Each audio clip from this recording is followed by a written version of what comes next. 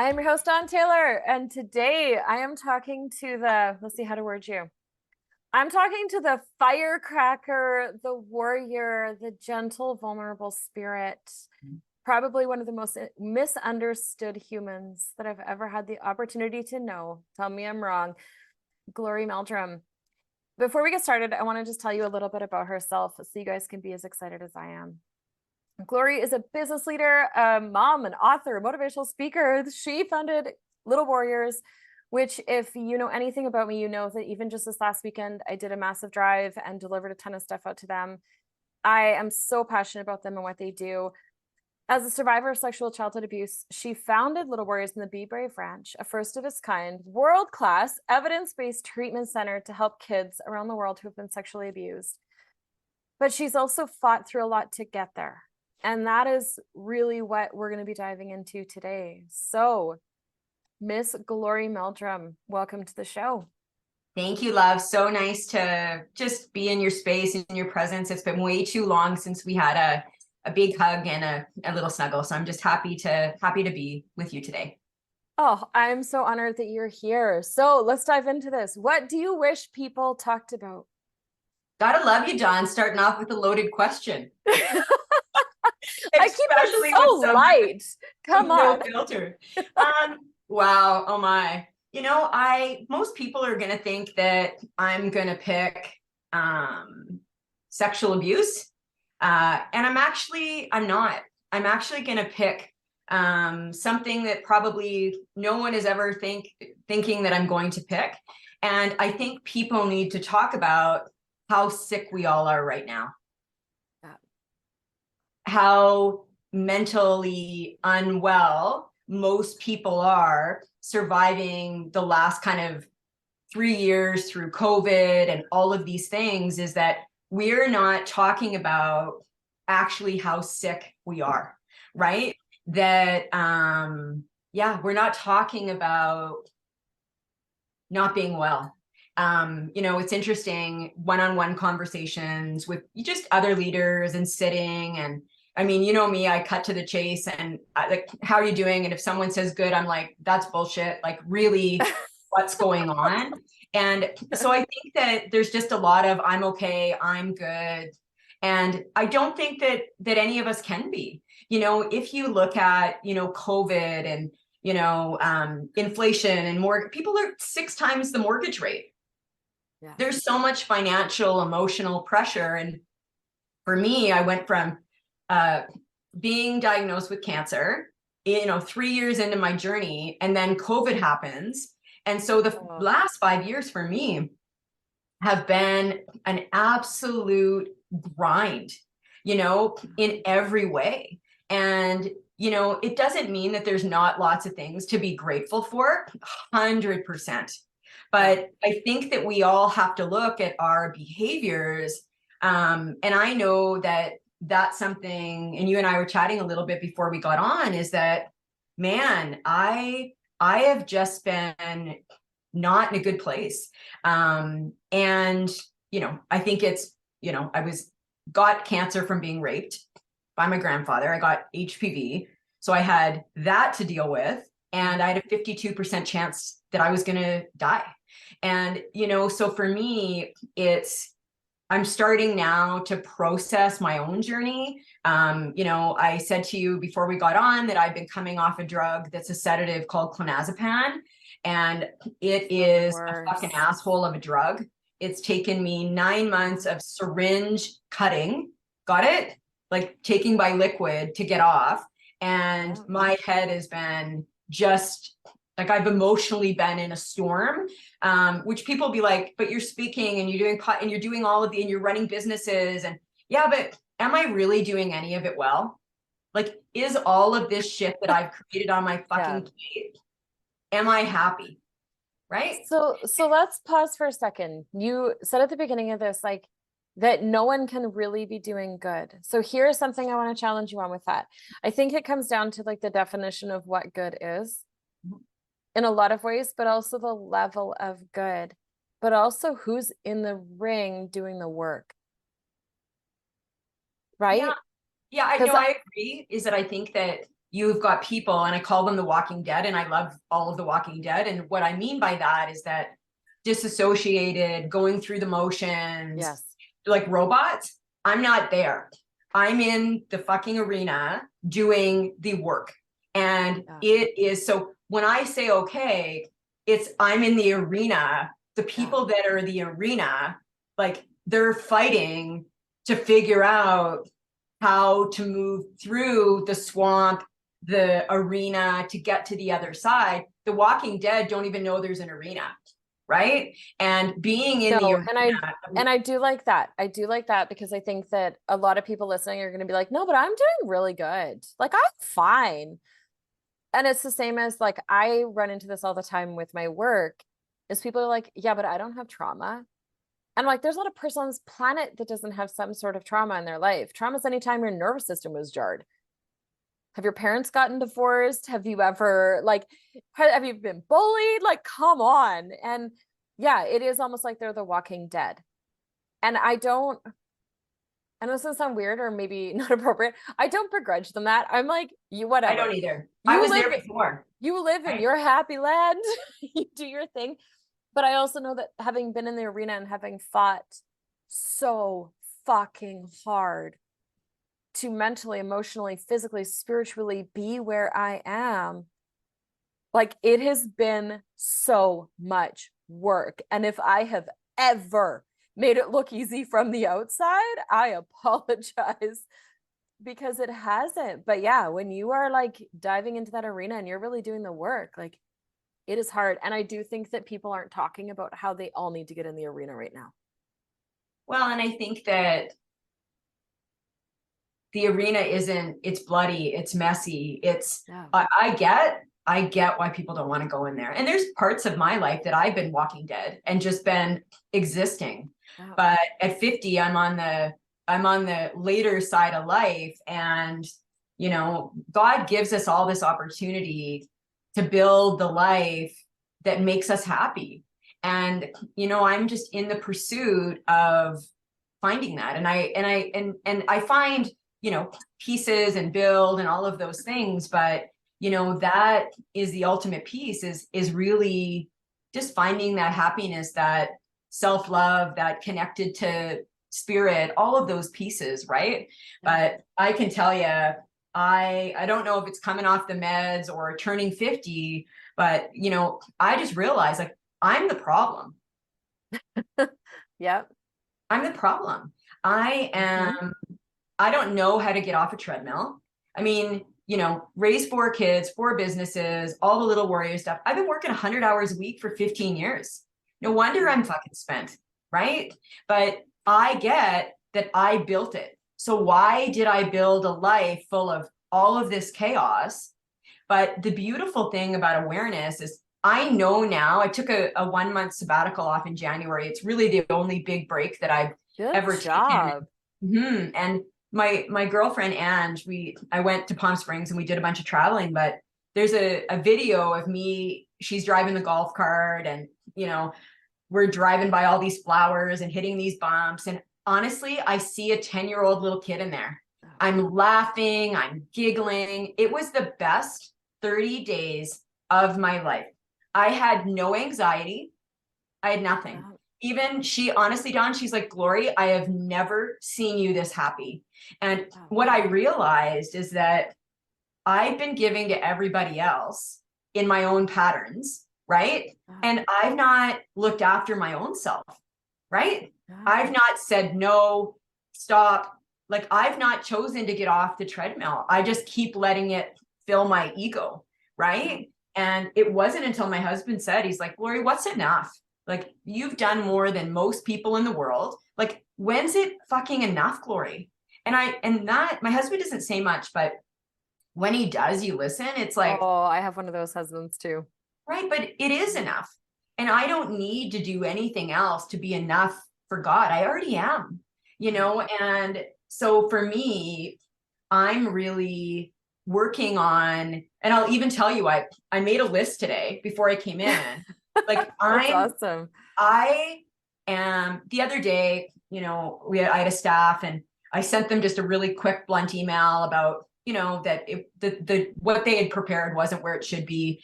But I was reflecting on that, being like, you know, I should have took the time to focus on the conversation, be in that moment, and not respond as an asshole because I'm busy. Being busy doesn't give me the excuse to be an asshole. Okay, pause right there for a sec. Say that again. Being busy does not give me the excuse to be an asshole. Yep, being busy does not give me, and trying to save the world does not give me the right to be an asshole.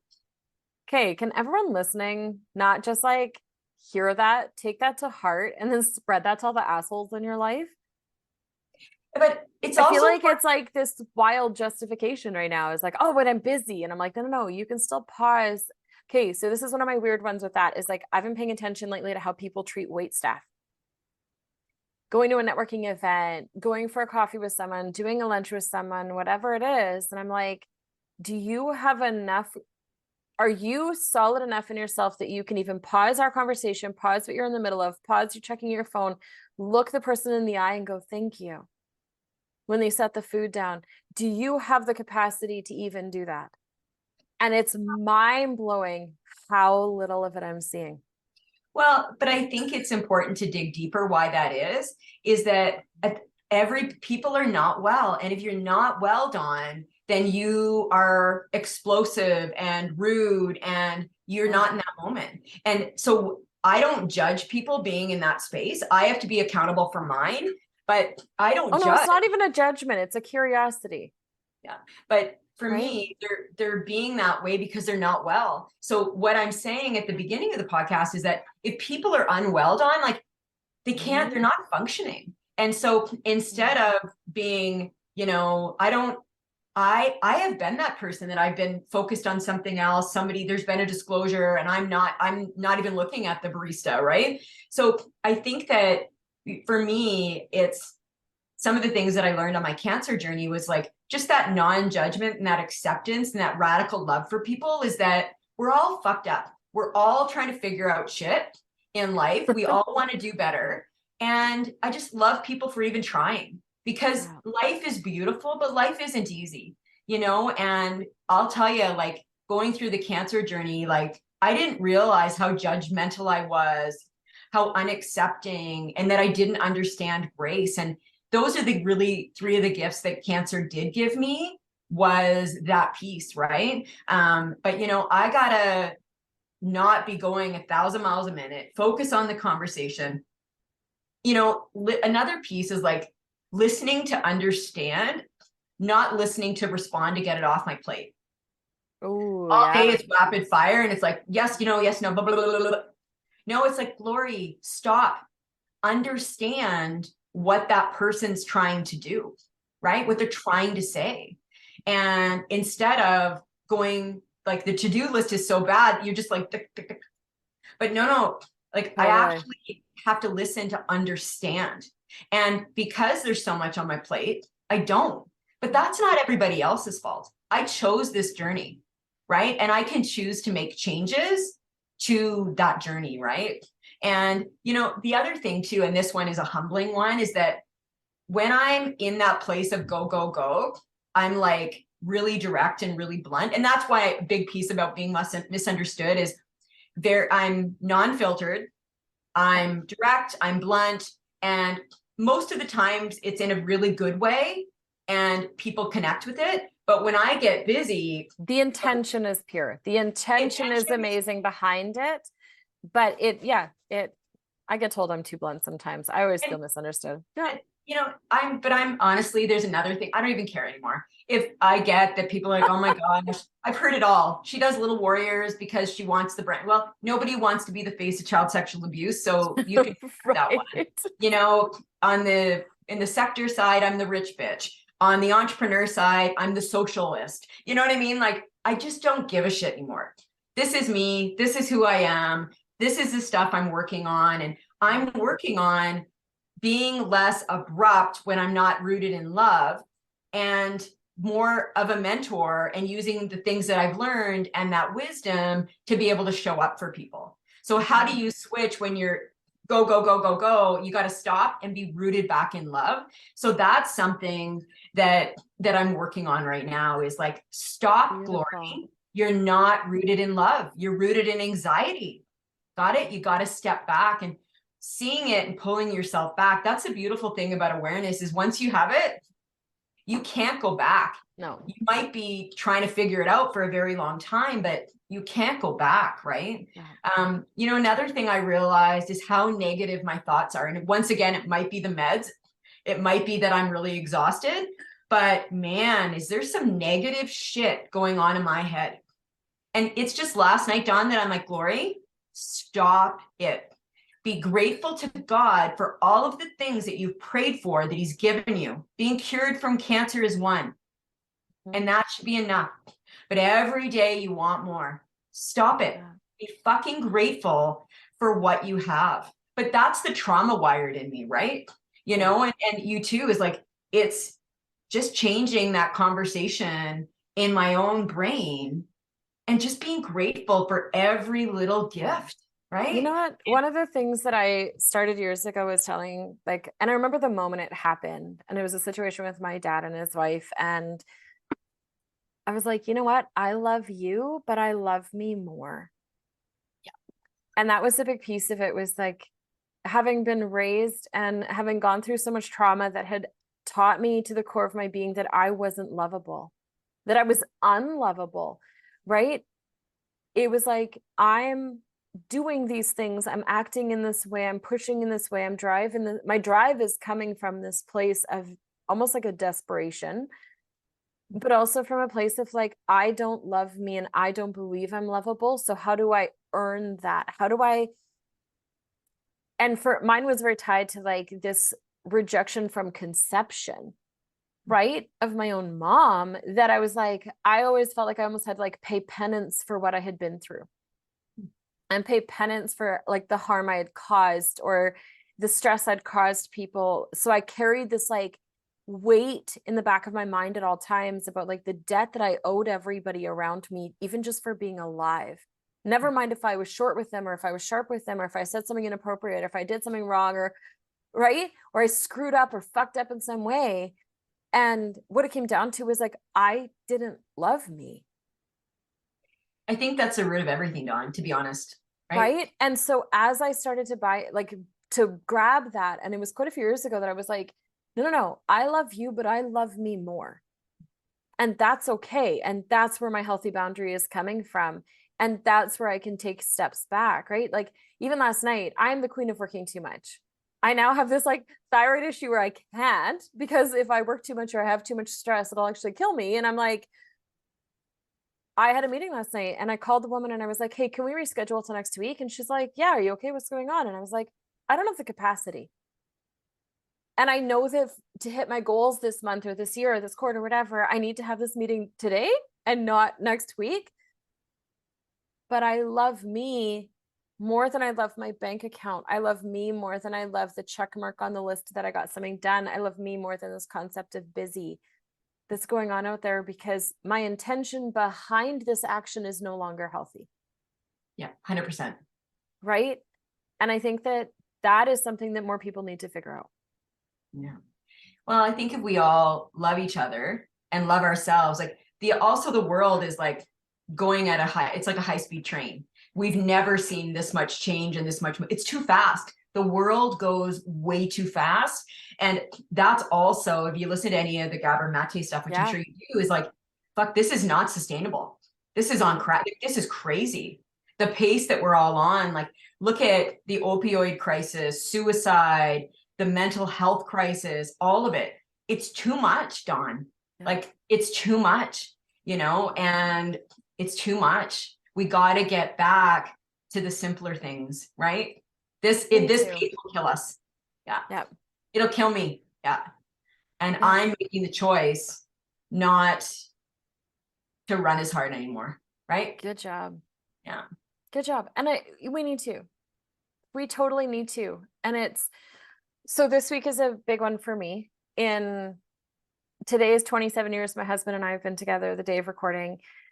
Friday is 25 years since the aneurysm, and Monday is my birthday. So I have like every year I have this like 5-day window that is very intense emotions. And you'd mentioned earlier about like a 52% chance that you were not going to survive cancer. And I had a similar situation where it was like, they told me 50% chance I wouldn't make 10 years without dying of a second aneurysm, and nobody made 20. And I'm sitting at 25 in 2 days. Right. And I lived in fear of that death for so long, and in fear of this like D-Day, as I call it, for so long, that now I'm like, no. I'm not. I'm refusing to live in the fear of that anymore. And I have to. It's not even an option now. I need to, and I have to wake up every single day and go, okay, what am I going to do today to make an impact? What am I going to do today to keep me healthy? What am I going to do today to love on myself and the people around me that deserve it? Yeah, no, I Right. absolutely get it. And I refuse to kill myself. Right. When it comes to like the work and the stress and all of the other things, I'm like, no. My boundaries have never been healthier. They've never been stronger. Right. Because of that. And so one of the things we were talking about earlier was, you and I have been in the ring. We've been in the ring for a really long time, right? But you and I have also chosen to do things to help people outside of us and not die. 100%. Right? Not allow what's happened to us take us out and kill us and destroy us and cause any of that. Yeah, it's created some unhealthy habits or tendencies in both of us. 100%. Is I think it's what we love about each other, right? Is we both have that drive and that intensity. But we've also done something with it. So for somebody who's listening to this today and they're like, but the ring is bloody and it's gory and it's gross and it's whatever, what are some like easy steps we could give people, or easy tips we could give people of like, no, start here. Start here, or start there, or make it bigger than yourself. Because I know for myself, one of my big pivot moments was somebody had told me, you need to figure out how to take the abuse and take all this trauma and turn it into something good. You should meet my friend Glori Meldrum. And I remember coming to your office downtown and sitting on your couch in your office and asking you about like volunteering. And I remember, dear. Yeah. right. And I started showing up at Be Brave Ranch every Saturday and volunteering my time and my energy, like physically, like washing walls and packing garbage and doing all of these things. And there was this documentary thing that happened called Building Be Brave, and we'll link it in the show notes for anyone who wants to check it out, because it's on YouTube, about the building process of the ranch. But that was one of the things I did, was I was like, I have to take what happened to me and I have to find a way to give back. You took what happened to you and you started this like world-renowned charitable organization, right? So I'm sure people listening are like, I don't have that capacity. I don't know how to do that. I don't have the money. I don't have the time. I don't have the energy. What are some basic steps we could give people to be like, no. These are some easy ways to like start getting in the ring. I think that, and it was interesting, I had just a coffee that I remember recently is, about this conversation. And I really started with, who are you and what makes you happy, right? Because I think that we don't ask that. And then when we shut down, we're not present in our relationships with our spouses or our friends.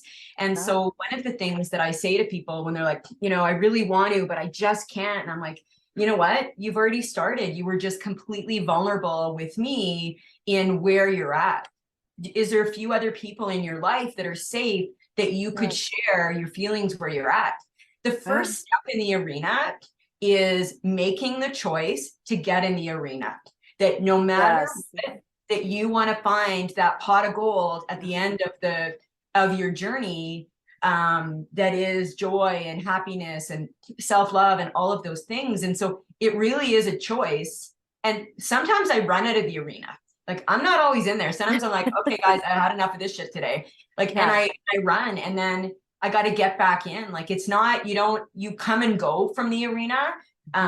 But the arena is where the work happens. And we don't learn in life from the light.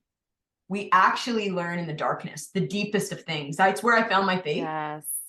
It's all of the struggles in my life are where I found all of my experience and gifts and lessons and wisdom in those pieces. So it's a choice to discover yourself, getting into the arena. And it's ugly, like I'm a lot. Like I literally am at a point, I'm like, man, like I'm in my own way. Like I'm a lot.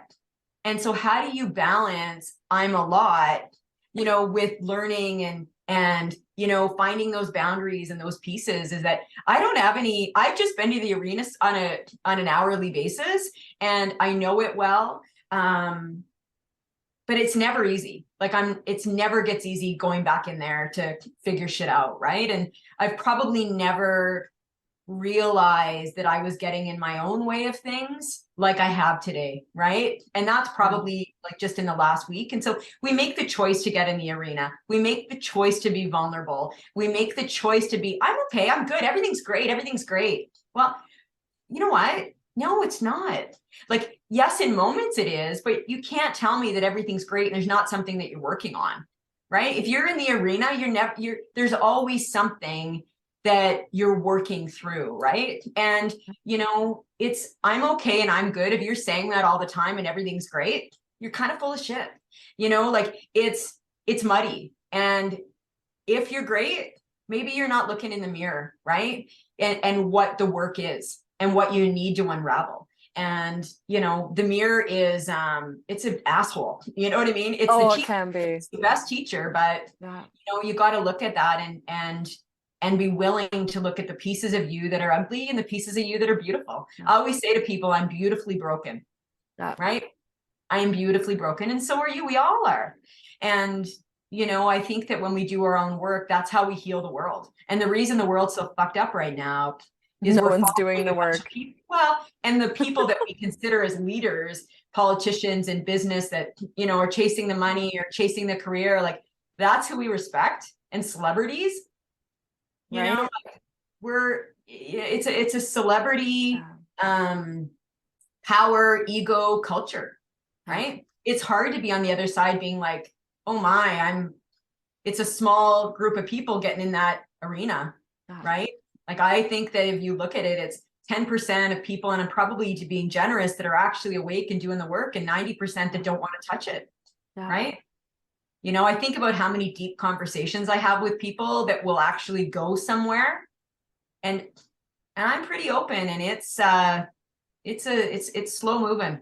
Most people are like, oh my gosh, did you just dump all that on me? And you're so honest. I'm like, yep. Right. I'm not going to sugarcoat where things are at. Right. I mean, the other thing you add to the journey is, we've never seen child sexual abuse this bad, Dawn, in the last, it's gone 1,400% for disclosures, and we have no beds left. And, it's been a stressful time, but I know it'll pass. I know we'll get the money we need to expand the ranch. God always provides. Like, that's another thing, is that faith piece of, you don't need to know the next step. You just need to know that God's got you. And that surrender piece. That's another piece I'm really working on, is surrendering all the doing and just being. But it's probably my most complex lesson on the journey. And I get it, and then I don't get it. But it's control. It's control, right? The opposite is control. Yeah. It is. And so that's really scary. I often tell clients when they're trying to like just get to the point where it's like, okay, can I face anything negative or hard there, any like whatever's gone on in my life? And I'm like, start with sitting with an uncomfortable feeling. Yeah. And they're like, what do you mean? I'm like, that's it. Step one. If you have an uncomfortable feeling this week that comes up, or like you're angry or you're sad or you're frustrated or you're hurt, it doesn't matter what it is. It doesn't matter what it is. Sit in it. Don't pick up your phone. Don't turn on the TV. Don't start a conversation. And I always picture, Brené Brown talks about like get right into it. And I always picture like, when you sit on a beach and you like wiggle your butt in the sand to like make your little butt pocket spots. Yeah. Everyone knows exactly what I'm talking about when I say that. We've all done it, right? You just do your little wiggle. And I always say like, just sit in it for a sec. Sit in it and be like, hi, how are you? What does this feel? What am I feeling? Where is this coming from?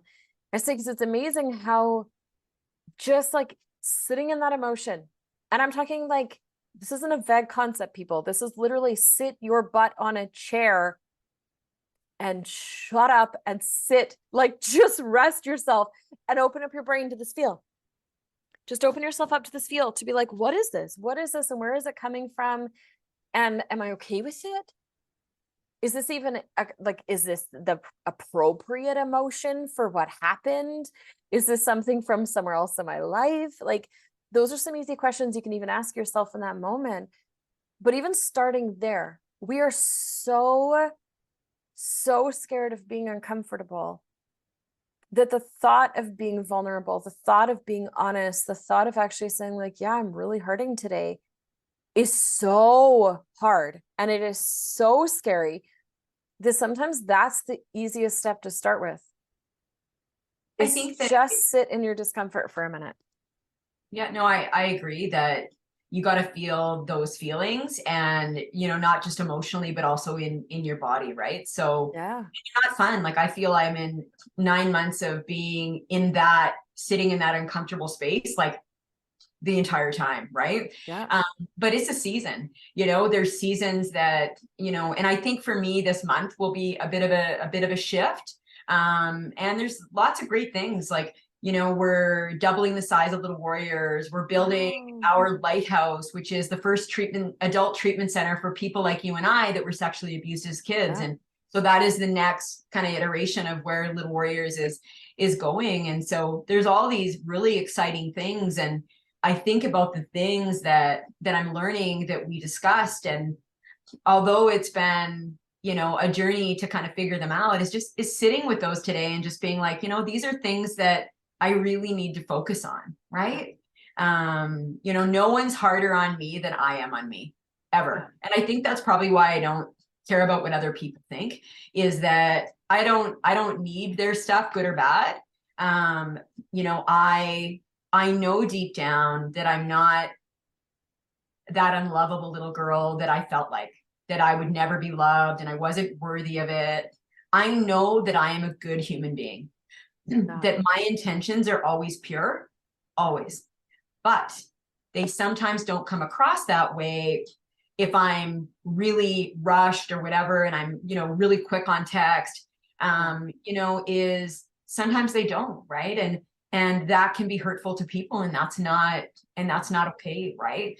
And I always say, like, in a difficult situation, what did you learn? And I always think it's fascinating, you know, and if people are in a fearful place, they're like, I learned that da da da da da, basically that it's all the other person's fault. And it's like, no, you're actually not learning.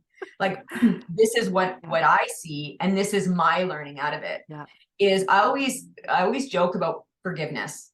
I think it's such a fascinating thing, is that it is. I say, when it's not, say if I contributed 2% to the situation, 10 or 5 or 50 or all of it. Do you know, John, that I take it all? You know what? I will take it all. I am sorry if I made you feel that way. That was not my intention. I'm telling you, I am sorry. I am sorry. I am sorry. I don't give a flying fuck who owns it. It doesn't matter. What matters is that we can reconnect and move on and learn and grow. Be the brave person that just says, practice it. I'm sorry. I'm sorry. I'm sorry. I'm sorry. Like, we don't, and when I think back to how many people have ever actually apologized when they've been a shithead to me, it's very low. Like, but it doesn't matter, Dawn, because at the end of the day, I know where that comes from and why they were going to be an asshole, and I can't judge them. I'm an asshole sometimes. You're not, we're all an asshole sometimes. Well, and then the actions that go with it. Like, words are one thing, but are you changing your actions? You got to look in the mirror and be like, you know what? This is the stuff that isn't very great about me. I got to work on it. But these are the things that are amazing about me. Got it? I want to own those things too, right? You know what's sorry, keep going. It's the balance. It's the balance of, but when you love yourself and you know you're good, you can look in the mirror at those things that you got to work on, right? But, you know, you can always tell where someone's at when you ask that question about what did you learn from, especially courageous conversations. Like, I really find now people are running from them. They're getting triggered and they don't have them. But you got to have them. You got to have them, Dawn. That's how we learn, is courageous conversations. You can't run. Like you can't run. It's going to find you. It's your lesson. You got to work it through with the person and love people enough to be courageous and talk about the conflict, right? And get uncomfortable. Get fucking uncomfortable in your life. You know what's right? funny is like I've done a lot of work. And I'm at this point in my life now where my husband laughs at me because when I find, those little scabs, that look in the mirror moment where you're like, oh, that's a thing. I have to figure that out, or I have to work through that, or, oh, there's something there to process. I get excited. And I think it's because like I've gone through it so many times. I've fought in the ring so many times that I'm now at a point where I'm like, I know what it feels like on the other side. Like when you push through the hard thing, how amazing it is on the other side. I'm not saying the process of working through it is exciting and amazing or easy, but when those things come up, instead of being like, oh, fuck, here we go, I'm like, oh, cool, new level. Right? Like it's like I've really shifted I had to shift my perspective on that because there were so many traumas that I compiled for so many years and there was so much baggage to go through that it felt like my brain was like the Toronto airport in COVID with like the luggage stadiums. Did you see any of those pictures online? Yeah. Like that's what it felt like with my trauma. And I was like, I don't even know where to start. So if I look at it as is just overwhelming and it's just hard and it's just horrible, and this is going to suck horribly to go through, I shut down. Where if I was like, no, I just got to figure out one suitcase. I just need to find one piece of luggage and hand it to their owner. And then I can grab a second one and I can hand it to their owner, right? Like when I could shift it to look at it in that way and be like, it's okay. It's okay. Right? Like bite-sized pieces, right? Like little bite-sized pieces, right? I don't have to deal with a whole stadium of luggage today. I can just do this little bite-sized piece. That made it so much easier for my brain. Yeah, and made it so much less scary.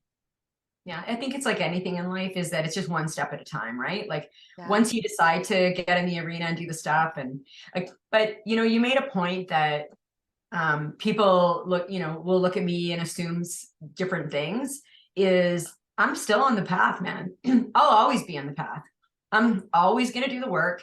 But I really do try to show up every single day. I might not do well. I'm the fly or the windshield. It depends on the day, but I'm in there, I'm doing the work. Right. And, the people that I surround with in my life are the people doing the work, people getting in the arena or already in the arena. Right. Those are the people that I respect, because I know how hard it is. Right. I know how hard it is, to get in there and to do the work. Totally. Yeah. Oh, for people listening, get in the damn arena. I promise it's worth it. I promise it's amazing. And there's so many of us here to support. Right. Well, we're living in a trauma world. Like really the trauma level in the world is off the charts right now. Like if we can find our own way back to ourselves, then we can find our way back to each other. And I think that that's the main thing that's missing right now, Dawn, is that we're individually lost and we're lost as a collective, right? But it's through self that we're going to be able to find that, right? Yeah, 100%. That piece is that the more people get in the arena, then the world changes. But until we all get in, right? So we can just shine our light, have this conversation, and hope that more people, and more people will join us, right? Yeah, it's why I do the work I do. 100%. Because it's like if I can make that impact, if I can make an impact and get one person in the arena or 2 people or 10 people or 1,000 people in the arena, they can go and help other people do the same. Yeah, 100%. And that's what matters. So I know you have a hard out. So this episode is going to be a little bit shorter because as you've heard, Glori is very bored with her life and has nothing going on. I mean, she doesn't have a chaotic schedule at all. I am just so honored that I even got this hour of her time. You know what, dear, I'm so grateful to have been able to connect and share just this honorable, vulnerable space of where we're at. And if you ever meet me and I ask you how you are, be honest. be honest, because I'll keep prodding to really figure it out. I love being Right? curious about where people are in their lives in that arena, or getting into the arena, or see the arena. Like I just love that piece, you know? And I mentioned before about just tribe and people that you're surrounded with. Like when I got sick, John, it wasn't my tier one friends, eh? The friends that I had fun and we laughed and we giggled and we drank wine and we shopped. It wasn't those friends that had me, eh? That held me up. Never. It was It my never tier is. two. My tier ones, like literally some of them walked away after 25 years. It was my tier two that stepped up. Juliana, that you know, my girlfriend Sarah, like, you know, there was a group of them, and now they're my tribe. That tier one is gone, and that tier two is now my one, and they are my rocks. They are all in the arena. They would take a bullet for me. I would take a bullet for them. My But when God, you weren't, but when we're not in the arena, we attract people that aren't in it. 100%. Right. Like, And those were those tier ones. Yeah, Juliana was over washing my hair because I was so depressed when I had cancer that I was so sick. She was washing, I couldn't wash my hair. Like that's like, I am so blessed to know the depth of real friendship, real Oh, I love it. sisterhood, you know, real brothers. You know, they had me and I'll always have them. Like Juliana one time said to me, I worry you're gonna get where you need to go and you'll never remember me. I said, sweetheart, Yeah, you're like, you're not going anywhere. what we shared can never be taken. The journey that my friends shared with me on the cancer journey, my girlfriend Sarah being like, you're 1% better this week. And I was like, really? Oh my God, I'll take it. Because I was so ill. But every day she'd talk me off the roof, you know, like they got me better. They got me functioning again. My team at G Squared, my team at Little Warriors, like they had me, John. You know, like they held me up when I was so weak I couldn't stand. And, you know, if you don't have that tribe, look in the mirror and say, why don't I have that tribe? Is it because I'm not in the arena and I'm attracting all of these other people? Right? Like who you attract is where you are in your space, right? Yeah, 100%. So I an love absolute it. privilege to be with you, dear. And I'm going on the adventure of a lifetime to Italy. And, you know, I'm sure that I'm going to learn lots and, you know, continue unraveling that onion and that journey that is my own personal one, right? Oh, Yeah. which is so I look forward to powerful. connecting when I'm back. So let's ask you, I have a few silly questions at the end of every single episode that I'm going to ask you like I do everyone All right. else. I don't know these. It's going to be fun. I love it. What is your secret guilty pleasure way to decompress? And I've heard it all. To decompress. Your silly thing. Like, is there a TV show? Is it, I mean, I had one person say masturbation. Like, I've heard it all, literally. Oh, I have like a whole bunch of things. Like hot yoga, I love. I love watching TV. It's a bad thing, but it does No, not at decompress all. my brain. Okay, what kind of TV are you watching? Oh, like all the gangster shit, the action, the right? The other thing is I blare Eminem. So I love Eminem and I love Lauren Daigle. People are like Christian music to rapper. I'm like, I know. You know, I love that. You know what? I love to dance. I love to play Eminem and dance in the bathroom in the morning and just get my groove on. Like I've got a whole track in my Spotify of grooving. And I'll just like literally like be like, you know what I mean? Grooving in the zone. Just being silly, you know? Like, I love that so much. I love that so much. And I'm sure anyone listening that knows you is like, what? Oh, or they're totally loving it. Or they're totally loving it. People assume they're like, oh my gosh, you love country? I'm like, I grew up in the Maritimes. Yeah, judge me. I don't care. I listen to Kiss It every day. You know, like it's at the end of the day, I'm that little girl from the Miramichi. You know, I will always be that Glori. You know, I've just grown up and learned, but at the end of the root of who I am is still that little girl, right? You know, like we never get too far away. We never get too far away from those roots and where we grew up. Yeah. Describe yourself in one sentence. Oh shit. And for a person that does a lot of media, I'm like, God, It could be totally silly. You know, I'm going to pick a word that I am and that I want to be. Perfect. So I'm like, I would say most people be like, she's driven as anything, like driven or gritty, resilient, those pieces. But what I actually want my word to be, one word, is love. And love it. That's it. I want people to be like, you know what? Glori is just love. That's it. Love. So she's a driven, motivated, gritty ball of love. But I actually want to get rid of all those other words and just be like, I'm love. In every area of my life, I'm just love. I come from love, right? I am love. And that's the journey that I'm working on to get to. And I'm there lots, but I'm not there all the time. And so I'm working to get to that space. That is so fun. And then last one is, what do you spend a silly amount of money on? Well, I lost like 40 pounds and I'm like a 0. And so I've traded in all my designer stuff. I'm not even kidding. Like, this is how much my life has changed. I'm like, why do I have all this shit? How can one person own this much stuff? And I had a really bad shopping habit.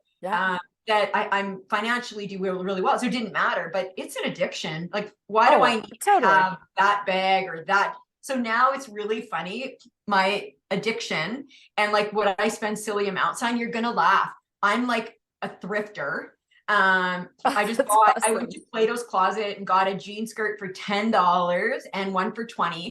So I would say now that I'm also morphing into my own physical body.